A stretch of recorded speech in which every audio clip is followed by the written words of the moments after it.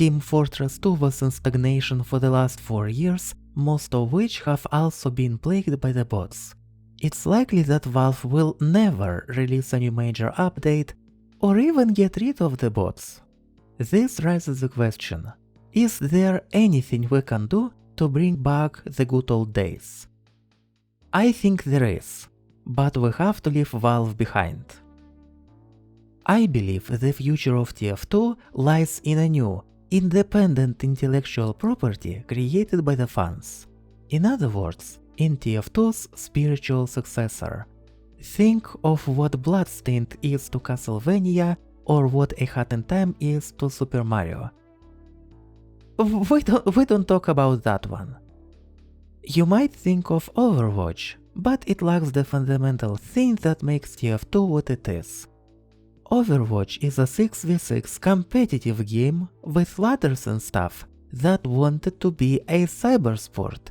TF2 is a 12v12 carousel of madness where nobody really cares about winning and balance and sense are secondary to fun.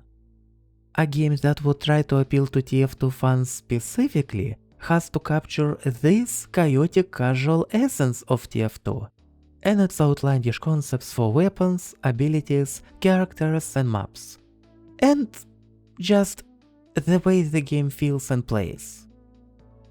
And while the value of the community projects within TF2 is hard to overstate, they're all at the mercy of Valve, which has caused plenty of issues, and ways to monetize such a project are few and far between.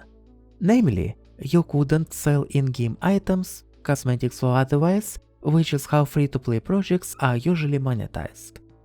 This means that projects like TF2 Source 2 have to be unpaid voluntary efforts, which inevitably impacts the development speed and limits the staff acquisition opportunities.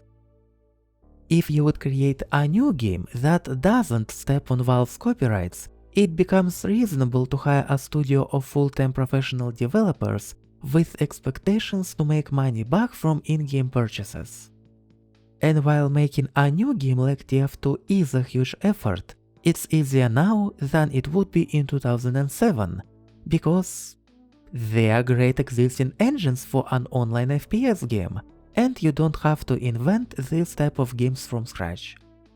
If your game designers are passionate TF2 players, they know what works in such a game and what doesn't. Also, there are many people on YouTube willing to help you to learn just that. To be clear, such a game cannot be just a community-driven effort. You can't just throw a bunch of players, YouTubers and modders together and expect things to work out. It has to be a formalized studio, with salaries, deadlines, professional full-time workers, investments, etc. etc. But it also has to have passionate TF2 players at the core of the team, to know, to feel what makes TF2 tick, to be able to recreate that while also adding something new. What the community could do is to support such a game if it will ever become a thing. Also, it would be nice if the developers of the new game would be in touch with the TF2 community, if they would provide early access to prominent TF2 figures, and in general, if they would make a game for the audience that was neglected by Valve and that is starving for something new.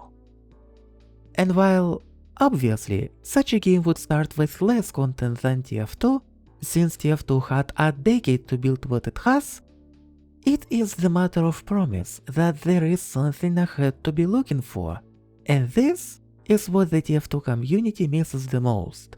We could talk endlessly about TF2 weapon balance, about good or bad maps, about weapon ideas, and about general improvements TF2 could have. But what is the point? It's never going to manifest into anything.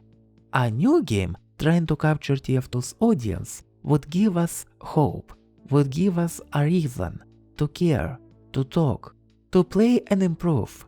Also, when it comes to content, while TF2 does have dozens of maps, made by the community by the way, most people play only a handful of, and half of TF2's arsenal, also made by the community, is so underpowered, it might as well just not exist.